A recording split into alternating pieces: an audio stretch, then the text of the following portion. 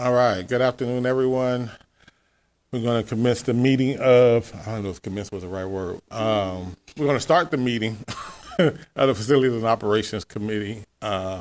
Today we've got a couple folks that we're waiting on, so hopefully they'll chime in as they trickle in. All right, so we got a couple things on the agenda. We have our grant bowl, and we have the bond, which I see is even bigger, which I like. We getting closer to that $5 billion. I told you we're getting closer today. So we will let Mr. Dan Young start it off. Okay. I'll go ahead and jump right in. Good evening. So the first topic will be the Grant Bowl Phase 2 lights and improvements. So I'm just going to do a quick intro, and then we'll get into questions, and I know there's public comment as well. Materials-wise, you should have a copy of the staff report. Grant Bowl Phase 2 consists of improvements, including grandstands, lights, and concessions. Phase 2 was a topic at the January 24th and February 28th F&O committee meetings, and during these meetings, the concept of proceeding with a lights-only option was discussed. Staff have put together a rough cost estimate and schedule for a lights-only option, and that is in the staff memo. The total cost is approximately $830,000 and would require a Type 3 land use, in addition to design, permitting, procurement of the design team and contractor, and construction phases. A little more details about the schedule are also in the memo. Staff's recommendation remains the same from the previous meetings. PPS's budget for FY 24-25 includes approximately $3 million in unrestricted capital funding. After deducting costs such as multi-year project expenses, staff salaries, and debt payment, that leaves somewhere between $1.5 million to $2 million for all unrestricted capital needs next year. I'm not sure exactly how much we spent in emergency declarations, but it's probably close to that, just in emergency declarations alone this year. And we also have a long list of projects that are awaiting resources, both funding resources and human resources. We only have 7 project managers, non-bond project managers, managing roughly 100 active projects right now. Some sample projects that are awaiting resources include sewer replacements, building structure repair, water damage, and fire alarm replacements. Due to the considerable deferred maintenance needs and limited funds to address them, staff recommends that all available unrestricted capital funds be allocated to high priority deferred maintenance projects and new project scopes be considered as part of future bond funding. And with that, we'll take any questions, or if you want to move to public comment. Yeah, let's go ahead. I know we have some folks here, so let's go to public comment. We have Virginia Lafort.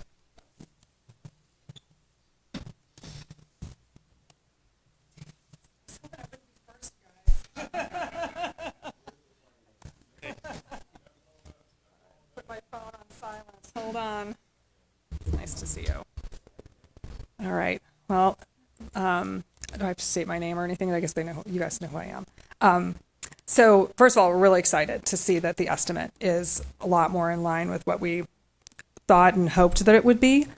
So we really appreciate staff pulling that together. So thank you. So we're here today, there are more of us, to ask, sorry, I'm never nervous, I'm kind of nervous. So we're here today to ask for you to consider drafting and passing a resolution to direct staff to separate lights, again, from the Grant Bowl Master Plan and initiate the Type 3 land use review for installation of lights at the Grant Bowl. We've met separately with both Director Hollins and with Dan and your team over the last 2 months, and our ask was and still is to support initiating this really important land use review. We've gathered nearly 2,000 survey responses that we've submitted to you since the turf failed, and nearly all support lighting and the Grant Bowl Master Plan. I can wait for a moment, if that's okay. I'm reclaiming my time.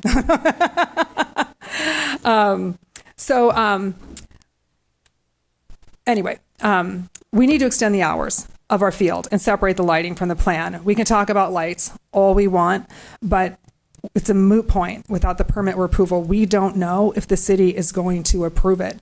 We need to open up that process. I mean, obviously we have neighbors here. Like, we need to start having this conversation in a public forum where it counts.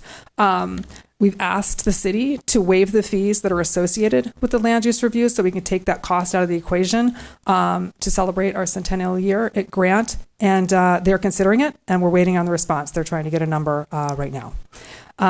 So in our meeting, Director Hollins, on April 1st, you mentioned that if we fundraise, that you'll support the installation of lights. So now that we have an estimate that we think is pretty solid, we would like to take you up on that offer. And we're willing to raise the funds for the lights if PPS will initiate the permitting process. So we don't want to pay internal staff costs, but lights, electric, what that number is. I think we're close enough to the ballpark that we're willing to do it. And can I go a little bit since I waited? Oh, yeah. Okay, so we're here to share that. And we also started reviewing OSAA game schedules from 2022, which is the last kind of normal year.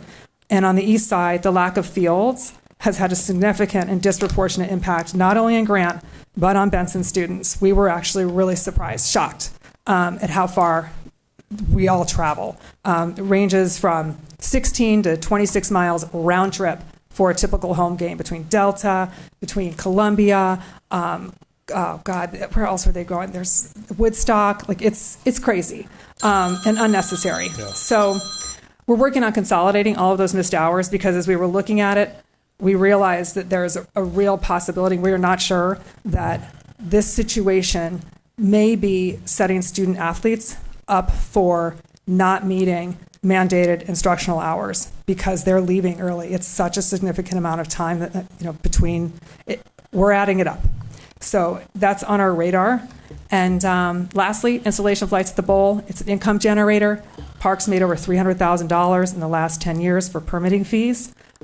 We won't have to pay bus costs. That's 67 buses for one football game because the band is really large. And I said 627, not 67. So anyway, so with the obstacle of cost largely removed, and us taking the lead on the funding for the lights, we're asking you to initiate the land use review so we can engage the community and work on the future of the Grant Bowl. Thank you. That's all I got. Stephanie Antipov. So, Dan, I'm just curious on the comment that she, oh no, you can come on. Yeah, I'm just at a question. So when you talk about the land use permit piece, is that a cost associated with that? Or can we do that and if they're going to be raising the money for, and I guess all that stuff can be hammered out of everything they're going to be raising money for? Is that something that we could do? Yeah, to submit the land use, we have to prepare the land use application and do all the pre-app requirements, which requires a partial design. So we would need to bring on the design team, at least to bring them to prepare the design and the land use application package to submit with the fees. If the fees are waived, then obviously it becomes cheaper. So that would be the expense, the majority of the expense to proceed with just the land use portion. And do we have an estimated amount how much that would be? Total costs, somewhere in the ballpark of $100,000. It certainly could be cheaper than that, but it also could be more expensive if we end up in situations where the city has a lot of requirements as far as design, or if we get into an appeals situation. Okay. Is that the section where it says utility connections and permit fees that you're referring to? Correct. So there's the design and professional services. So a part of that would be needed to prepare the materials, and then the fees would be in that other line, that other $100,000. Okay. Go ahead. All right. So Stephanie Antipov, thanks for taking the time and opportunity to speak tonight. Currently, student athletes are missing a significant class time due to the early departures for practices and home games. This issue is particularly detrimental to some of our most fragile students who need every possible moment in the classroom to stay on track and successfully graduate. But sports are what's keeping them in school, to be honest. Missing class not only hinders their academic progress, but also sends a concerning message that academics take a backseat to extracurricular activities. We are seeing student-athlete families having to make tough decisions to leave Grant because of the negative impact on their athletes' grades. These students are missing the same class the entire season, missing last period for daily practices and home games, which is entirely avoidable. Last fall, we saw a significant amount of students take failing grades because of the work to catch up was overwhelming. Some decided, since they were already going to fail, they skipped the period entirely for the whole semester. This significantly increased their absence rate and the need for credit recovery in the summer. With the declining attendance and student enrollment in PPS is currently experiencing, keeping kids in class should be top priority. Approving this resolution is a simple, low-hanging fruit that can significantly improve student retention and academic performance. The group here advocating for students is here to support this district. We are not just here to demand things be done. We're offering what to do. We are offering to do whatever it takes to keep kids in the classroom. Per the board's recommendation to fundraise, if that's what it takes, we will do it, 100%. We are partners at this table, but we can't do any of those things until the district takes the first step to start the design and permitting process. By starting the permitting process, we're one step closer to being able to shift practices and games to later in the day, ensuring that our students remain in class during crucial instructional hours. This initiative is more than just sports. It's about showing our commitment to the education and well-being of students. Thank you. Next, we have Trent Carpenter.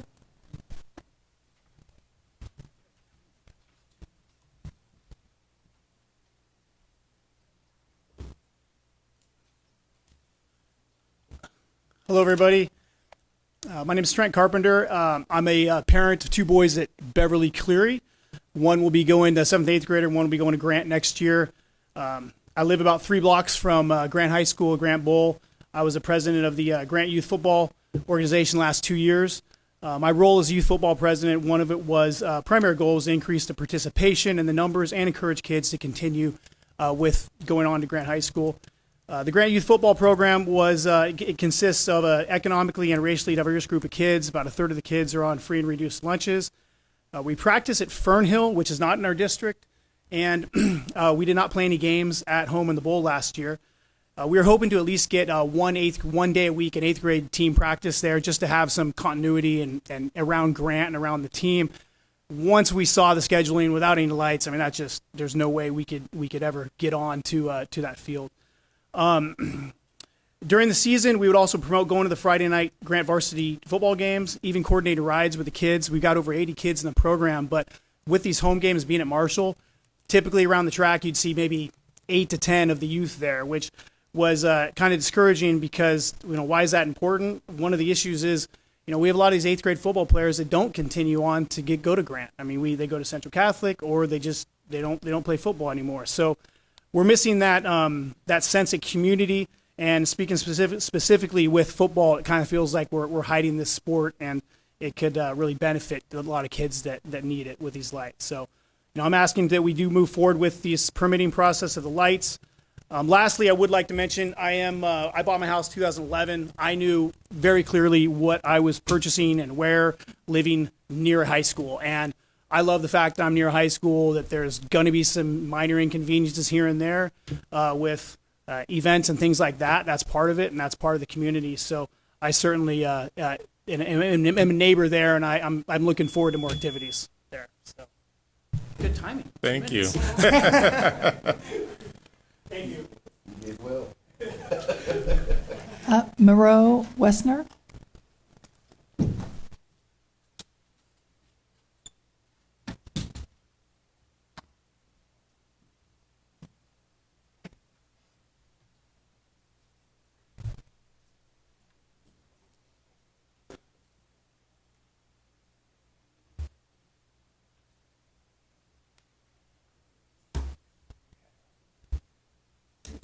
I'm going to speak for Moreau. Okay, hello, my name is Moreau, and I'm a parent of a student athlete at Grant and a Grant Park. All right. So,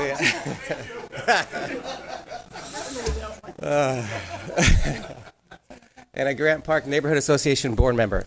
Since I was diagnosed with a terminal disease, I have learned to reflect on the lessons I was given in life and prioritize what's important for my own children.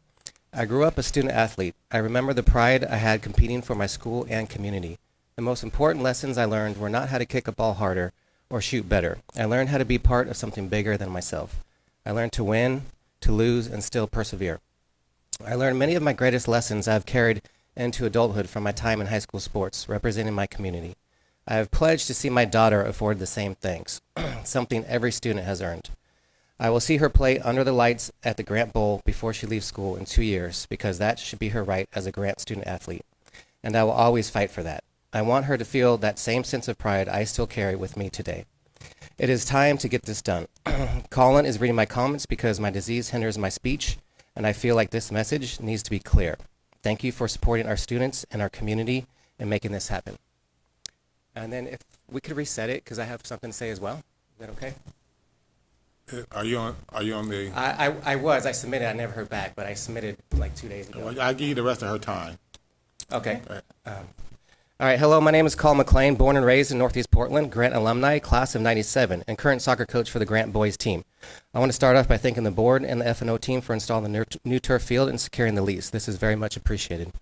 Our job at Grant is not entirely done, though, because we still can't play home games since we don't have lights. Boys soccer, girls soccer, and football still have to play their home games at Delta Park or Marshall High School, continuing the long-standing history of leaving school early to get to Delta Park and trying to make up for lost class time on their own.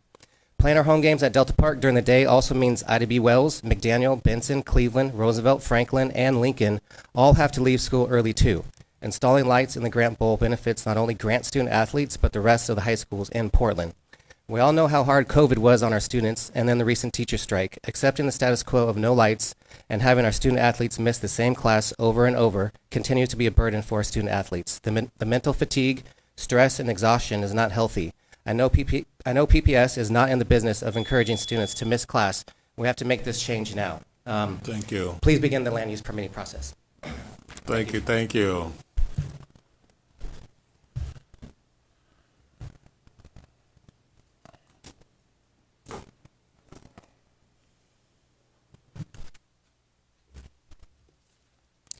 And lastly, Megan Steele.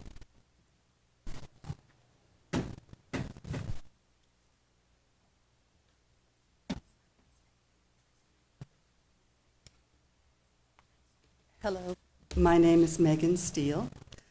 I support lighting the Grant Bowl because it's a shame students need to miss class to go off-site for sports practice. However, I do not support the lighting plan before you today, nor do I support separating out the lighting from the rest of the Grant Bowl planning process.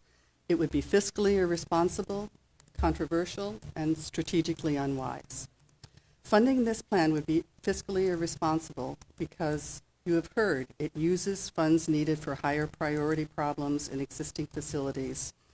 Even if there's private fundraising for the improvements, staff need to be working on higher priority issues. And because this particular lighting plan is unnecessarily expensive. The cost of this lighting plan is extra high because it's designed to support the Grant Bowl master plan and a 1,500-seat stadium.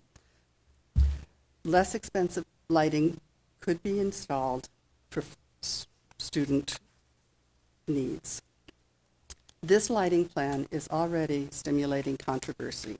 Grant Park is a treasured, highly utilized community resource that is presently enjoyed by people of all ages. It's a beautiful thing to see.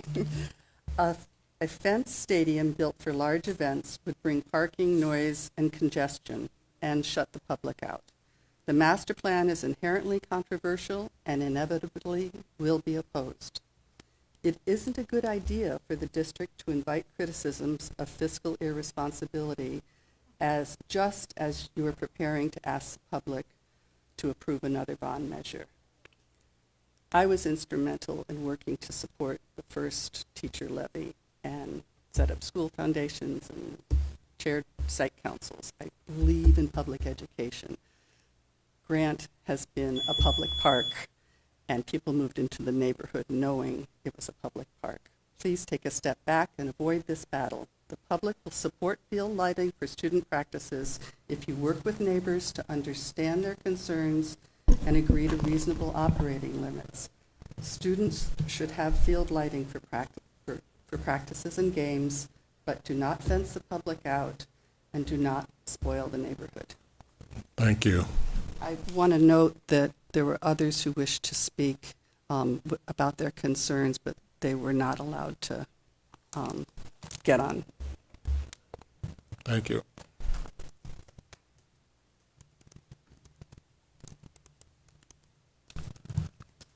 Any board comments, questions, thoughts? Are we gonna have is there a presentation? I'm sorry. And I'm sorry to everybody that I presented before I got here. It's the staff member, so we're not gonna have a presentation. Okay. I have a couple questions. Can I go ahead? So the 100,000 is, you said part of that is for sort of getting a planning team to put together and design team to put together a plan. How much of that is like a fee to the fee to the city? I'm going to ask Joanna Evenson, our senior project manager, if she knows offhand, or Heidi. They'll answer that here. I think I don't want to shoot from the hip, but I think the bulk of that estimate is the design and then preparing the application. Not the and then actual responding. Not the fee. actual fee. That's not the bulk of it. So conceptually, I'm not spending the grant communities fundraised money, but if there was the 100,000, is there the capacity inside the CO office to do that? I mean, Yeah, it's a good question.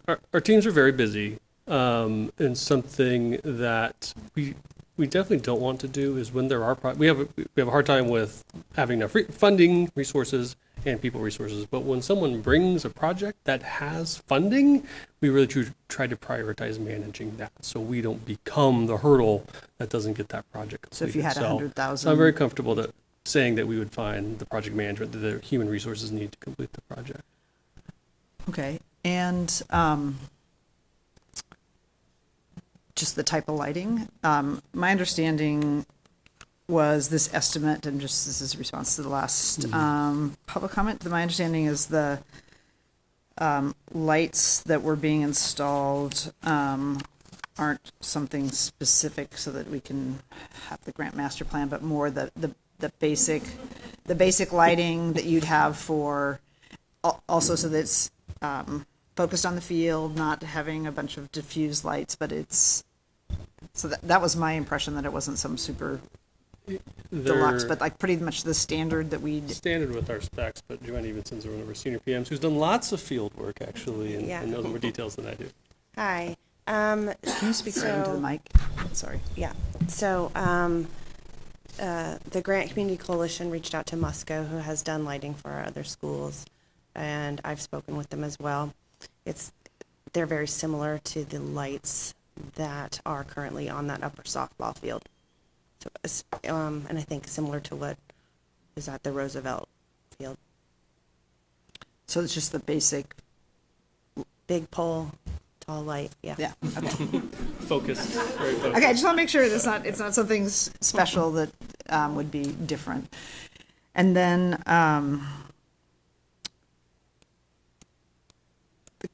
and maybe this is a question for the athletic director, Haskins, and it may be a city question too. I can't remember how the lease actually works, but is it contemplated that there would be, my understanding is that most of the time would be used, and I thought all of the time, just knowing how limited the field amount of times, the night lighting would be just for grant, or is it contemplated that it's beyond that? I don't have that at my fingertips. I can follow up with that. I don't know. I can't recall the exact language of the lease offhand. Under the new lease agreement, the PPS is the one that decides who uses it, or it used to be that the city had the permitting, and we now have the permitting, correct? Yes. So I just don't remember the language about the specific language, because the district is still obligated to provide a certain amount of hours. I don't think that contemplated lights though, but I really need to double check. Okay, I'd appreciate that answer. Just I think Yeah, sure. we should be very transparent if we were to move ahead with lights. Just that's sort of a core thing with any of our fields that are lighted.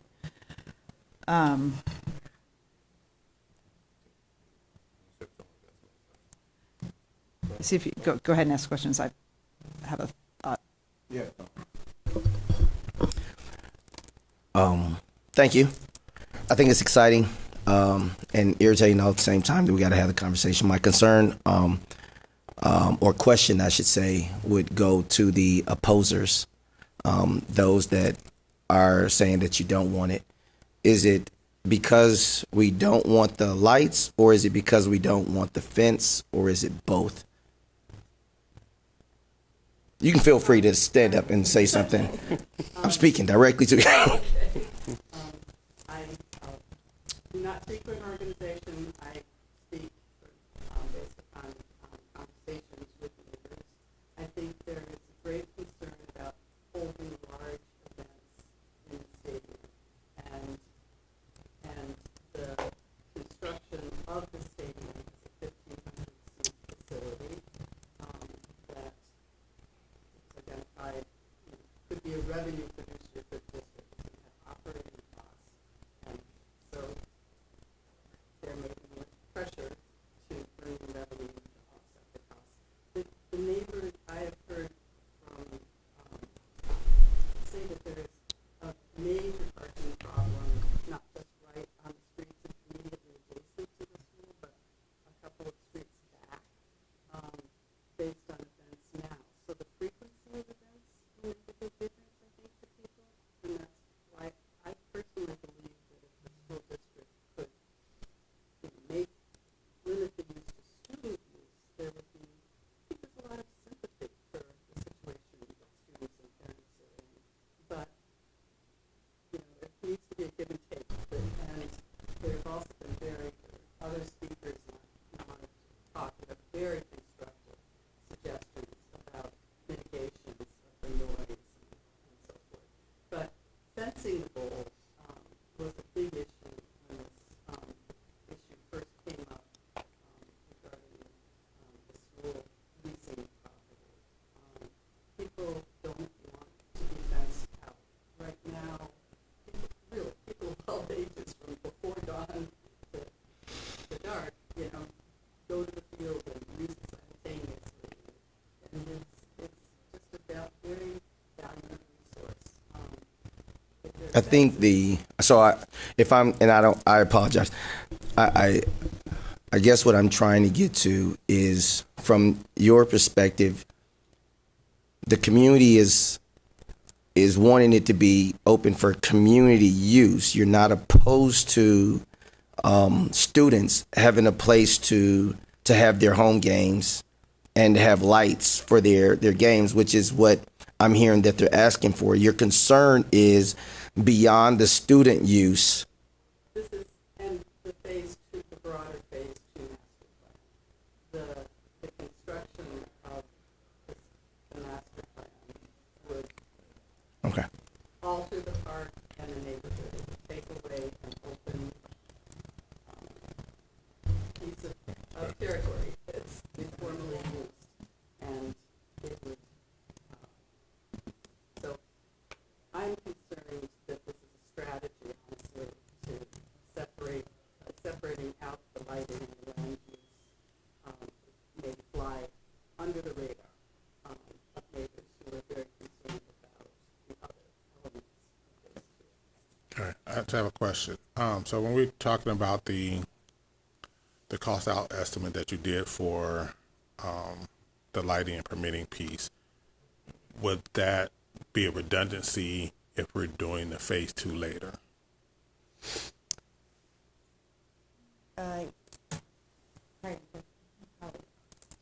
There is some redundancy. It's not. I don't think it's a complete redundancy. You would have to do another type 3 land use a second time. So is it more the redundancy of the permitting and fees versus different lights? I would assume you still can keep the same lights and, If they are approved by the city first time, then yes, I believe they would be okay to so the stay. main thing with redundancy would be Design, the design just piece, because you're design and designing then something going- bigger anyway. and But going the back. placement of the lights pretty much will stay. So from my perspective, I don't see this as a go around to the community to get to the stadium, but I think it's in response to a real need. So in 2003 or 4, I was part of the group that got lighting at Roosevelt, Marshall, and Cleveland, and it was transformative for those communities and the students, athletes. And I'll just say my daughter happened to 10 years later go to Cleveland and was a student athlete. And even then, I mean, they're somewhat like Grant in a very confined footprint. And so you've got a lot of just school activity in one confined place. And having lights meant that fewer students had to leave campus for practices. There was still a lot of juggling and, going to practice at sometimes at 7:30 at night.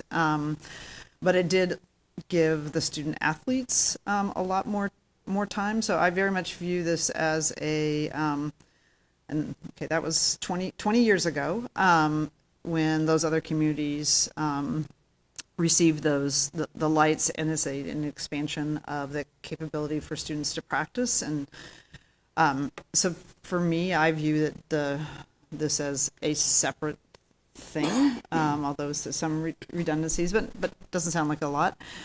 I would be inclined if and this is, I think, a conversation outside of this meeting for the Grant community to talk to district staff about whether you have the capability to fund the sort of the design work, and then Dan giving an estimate about whether that is something that your staff has the capacity to do.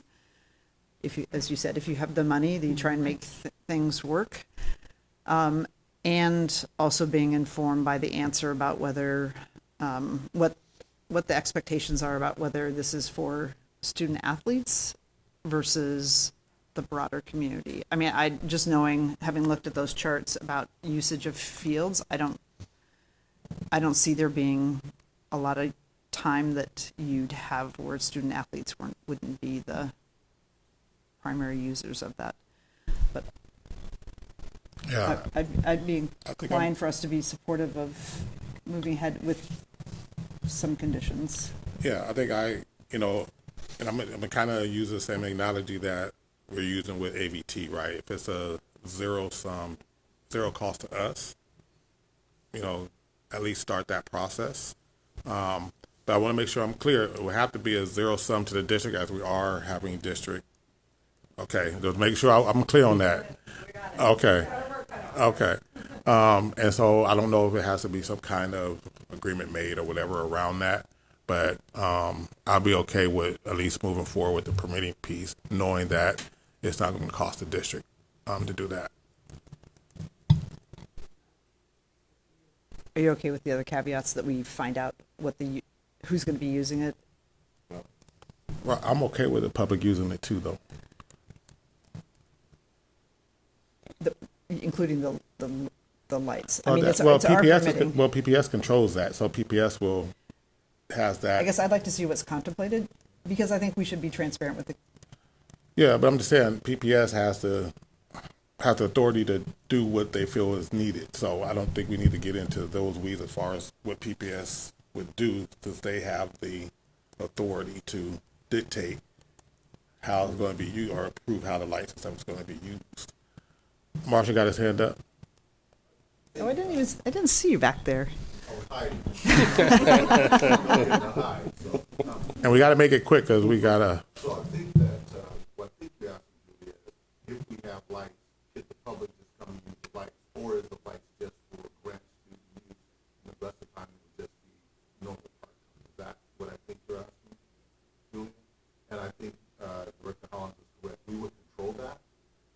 At other places,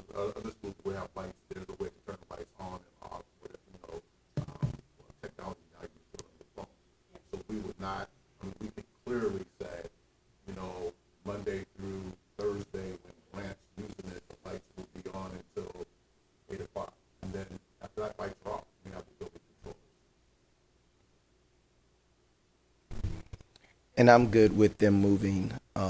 Like, let's go forward and see what the cost is going to be. But I like the caveat of just putting this out there that we can turn the lights on and off. Like, I like to be the light switch holder, so that we can say, oh, yeah, it's like, but make it more than a switch, because I don't want somebody just in there doing that. Yeah, I trust staff's assessment on this and willing to do what they recommend. I would like to hear more about the concerns and at least have the concerns so that we can at least try to address, most of them as we move forward. All right. I would love to hear everybody's comments, but we're literally on a tight schedule today. So we'll have it kind of you can send your thoughts in or comments in, and we'll make sure everybody has them. But we have a tight schedule today. Yeah, that'd be great to get. Roseanne, can you give people like this where people would send the email address that people want to send in comments? Public comment at pps.net. All right. So Can I you just guys clarify clear? next steps? I don't think what I'm hearing is that there's going to be a recommendation to the board for board resolution on this, but that I take it back to leadership. We put together a memo. We answer the questions about the lease agreement, and then what the next steps would be like moving forward with the land use. I guess, do we need a resolution? I mean, if they have the funds and you feel like you have the capacity to do it, do you need a resolution? No, that's what I'm saying. I don't think we need a resolution with that, but would like to codify it in some way. So I'll take it on us to report back to the committee, probably via a written memo to say, here's where we are answering your questions and how we're moving forward. And if there was some sort of bump on the road, you'd let us know. We'd identify that, yeah. Okay. All right. Thank you. All right. Next agenda item. Okay. Next item is an update on general obligation bond planning. I have a present. Oh, here we go. Roseanne's already on it.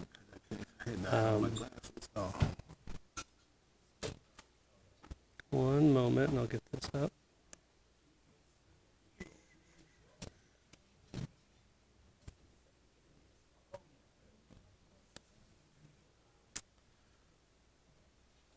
Roseanne. Oh, never mind. I found it. I'm going to share my screen.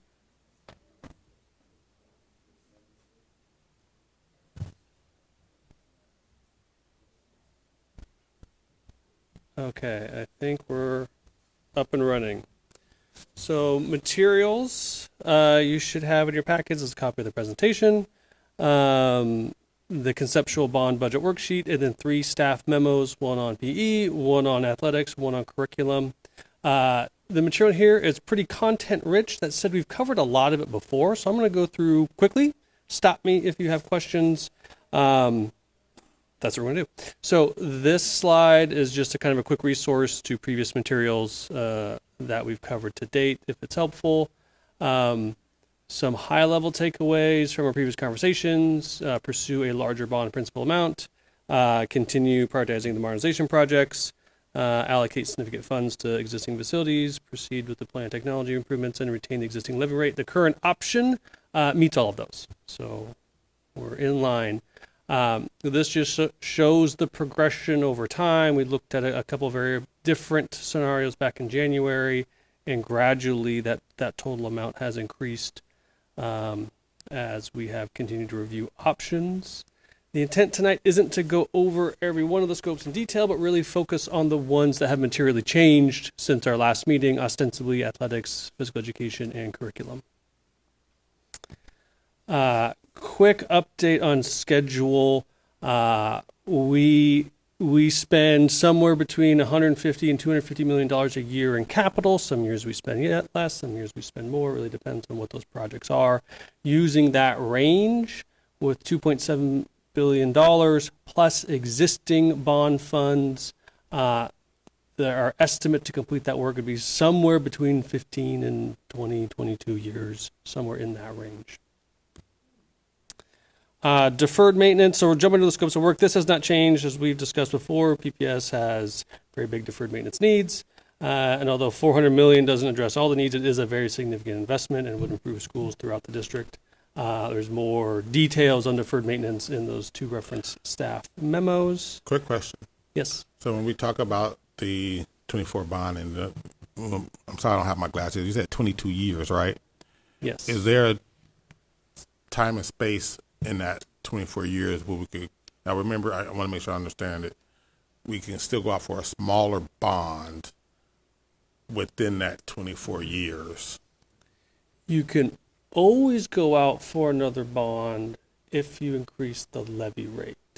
To go out for another bond in that time depends on how you structure the debt when you sell the bonds, because we don't sell them all at once. With Right. a vote gives us authority to sell, and we sell them in chunks. And we don't have to make that decision of what that looks like now. Right. Especially when it's long term, it can be like, sell that first tranche, and then we can reevaluate as we go along. Does that answer your question? Lots of variables, I guess. Yeah, I just wanted to make sure Yeah. that It doesn't it preclude. would preclude us from doing it again, just if something comes up or Doesn't preclude. strategy changes. Okay. Priority upgrades. So this is new. There are a number of facility scopes of work that do not fall under deferred maintenance. They're not something broken that needs to be fixed. Examples are like security upgrades, seismic, and ADA. At the last meeting, there was some fairly brief conversation about those scopes of work didn't have any specific allocated funds. Was there a way to put something towards them so they didn't have nothing? And so what we were proposing here is to put $50 million towards that group of projects where it wouldn't be for deferred maintenance, it'd be other improvements, think like security improvements. And what we'd propose is to allocate a dollar amount and then have a ladder process to identify exactly what those highest priorities are that also give the new superintendent opportunity to kind of weigh in what they think their highest needs are. And that could be ADA, it could be, sped classroom improvements, it could be a lot of things. So that's what this is proposed. And so that's like I'm gonna say almost like a flex fund Yeah. for so any priorities a new superintendent has throughout this time, we can flex those funds for that. That is the idea. Okay. Is that going to be enough? Like, I'm curious about like what percentage of our schools need seismic upgrades? And I guess it seems you're pursuing seismic grants, right? So are there plentiful enough grants to? No. I mean, seismic, very few of our current buildings meet current seismic code. Well, seismic code changes, so probably just a handful of them meet current code. Seismic itself, it's such a large scope of work. We don't have a good number. It would certainly be well over $1 billion to try and upgrade all schools to current seismic code. We do pursue grants often, and we've won, shooting from the hip, 7, 8, maybe 9 seismic grants in the last 10 years. Those virtually always require matching funds. So what we've done before when we've had seismic funds is we can go for a grant. The state grant caps out, I think it's $2.5 million. A project might be to fully retrofit the building, say $7 million. So we'll put in 4.5 to get that 2.5. We've been very successful with that. So that's an example of how what we might prioritize with these funds. Athletics, I want to, here's where I want to point to the staff memo on athletics. In previous meetings, we've discussed options for athletic improvements, and we had an option that was roughly $150 million. That number's been updated a little bit, but the scope of that was the 3 high school athletic hubs plus 4 middle schools. Athletic needs are, of course, greater than just that. And I think it was the March meeting, if I remember right, that Director Brent Edwards offered an alternative list of options. And if you look at that memo, which I will try and find, there's a table attached that looks like this. And I'll just talk through the columns real quick. So the first column with dollar amounts in it is the total estimate for each one of those schools, that scope of work. So like a menu of all of those. That total is a little over $300 million. Sorry, there's a memo that's PIL. Yes, it's the appendix. So it'll be The second column that says staff memo March 2024 is that scope I just mentioned with the 3 athletic hubs plus 4 middle schools. The next column, conceptual PIL investments board list, that was Director Brent Edwards' list and what that totals out. And so there's different scope than the previous. And then in conversations with our PIL team, noted, top high priorities as well, which largely matches the previous column. So the question for the committee is, the 2.7 includes that smaller dollar amount. It was just being consistent with that previous scope. But the question is to the committee, what is that right scope of work that should be in the total bond principal amount? And it sounds like Marshall did make it today, so if he wants to come down and chat, he can do that too. You're the next contestant. I just say a bigger number. I'll let it come down. But I'll answer any questions. Fair enough.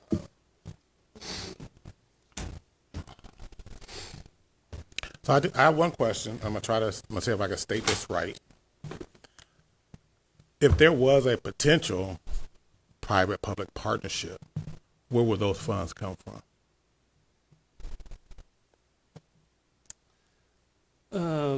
I don't know if I know the answer to that. Okay.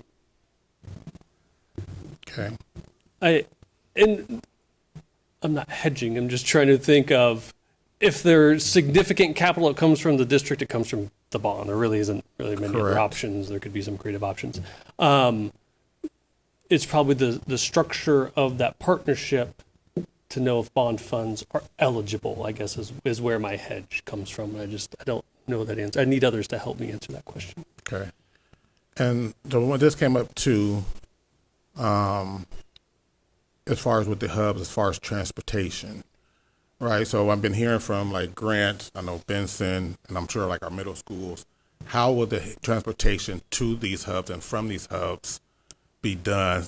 And also with our declining funding, is that something that could be stagnated because of the funding cuts that we might end up having to take over the next few years?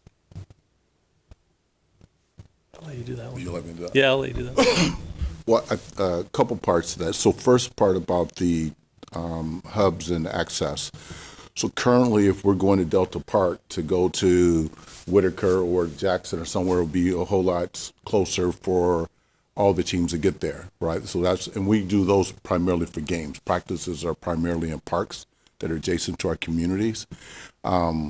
So will transportation go up a little bit? Yes, but not significantly, because it'll be the savings from not going to Delta, but you'll go to Jackson if you're at Reiki or somewhere closer in the neighborhood, or if you're in Cleveland, you can go to Marshall rather than going to Delta Park. So in terms of the other part of transportation related to our cuts, I would hope that we would prioritize athletics, as the grant committee talked about the importance, and we would not make cuts. But I think we do have a plan, or we began to plan what we think our cuts will potentially be in the future, whether it's a 5, 10, 15% potential cut for athletics, and that we would not cut transportation, because we still need transportation to get to where we're going.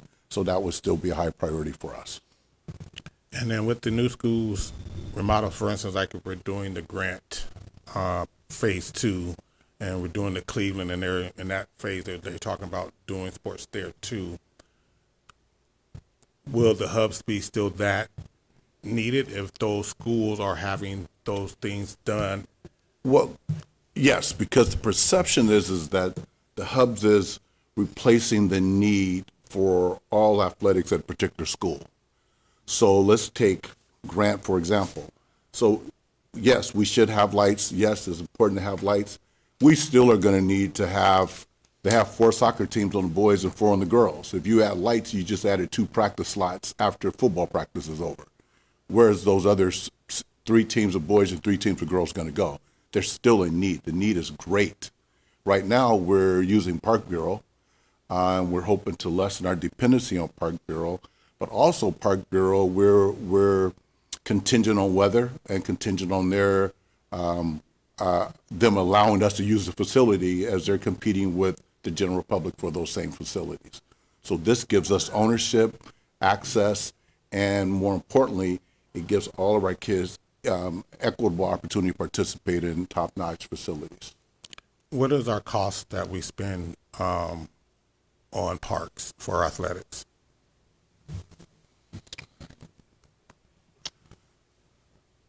I don't know that offhand. I think Yeah, it's an exchange in that we they use our gyms, we use their fields, technically their fields and their golf courses and their swimming pools.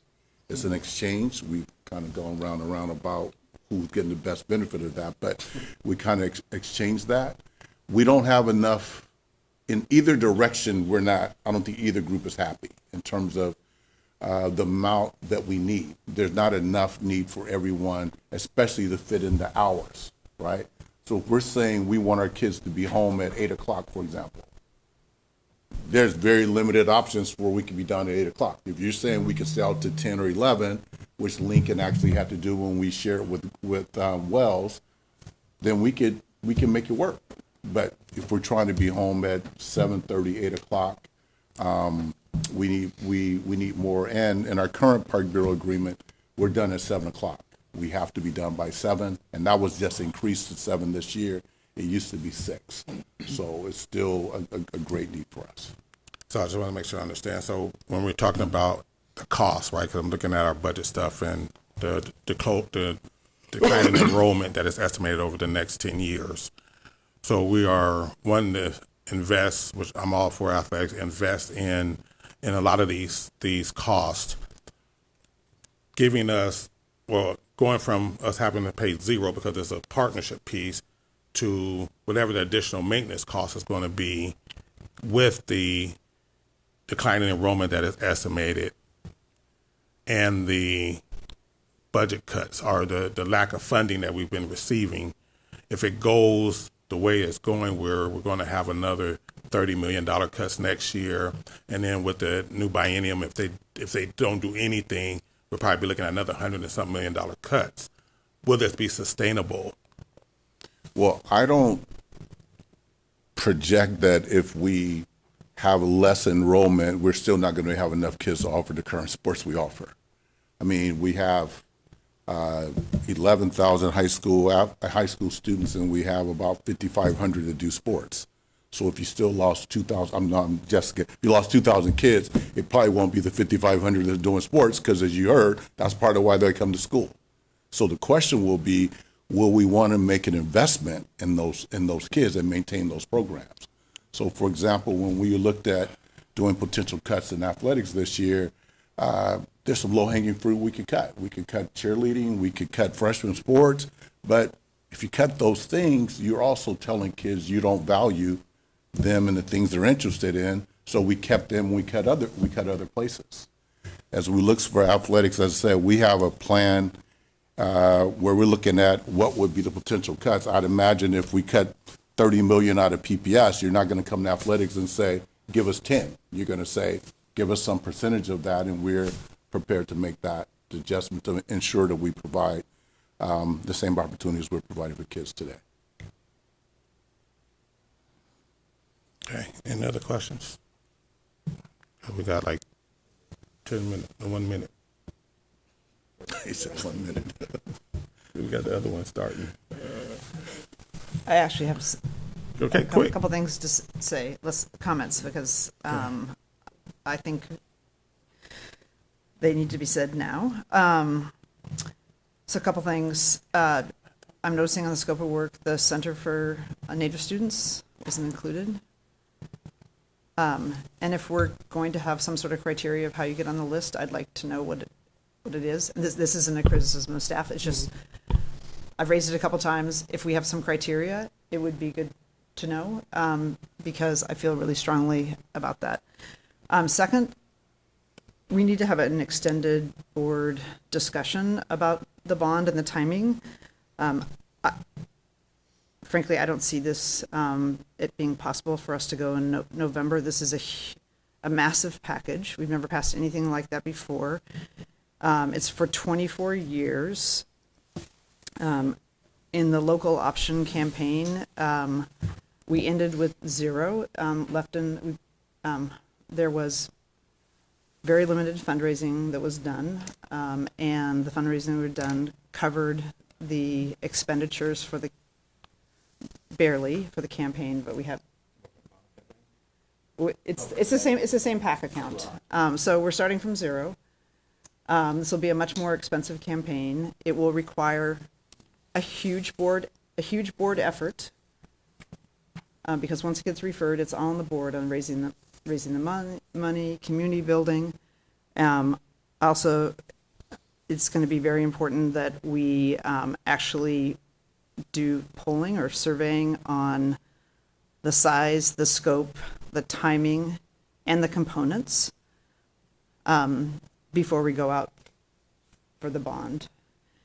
And that my recommendation is that we would plan that out and then do that in the next couple of weeks. And I anticipate that there'll be two pieces. One, that will inform the package. We also traditionally have had community engagement, and this is how we built support for the bond versus the local option, is that we've had a community group that has worked on the bond package to advise the district and the board.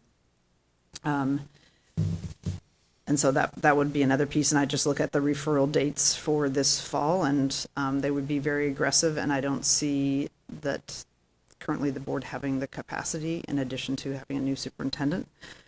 So I would recommend that we do some polling, and that we also set up a longer meeting for the board to talk about the timeline for the referral and what we need to do to support staff. So those are my comments, and I also really want to have a longer, deeper dive on the curriculum piece at some point, because it was $50 million in the last bond to get us all subjects, all grades. And to go from 50 million to 334, and I know it sounds like it's 2 curriculum cycles, but that's going from 100 million to it's another 250 almost on top of that. So those are my questions. But I think we have a lot more work to do. I don't think we're ready to go in November.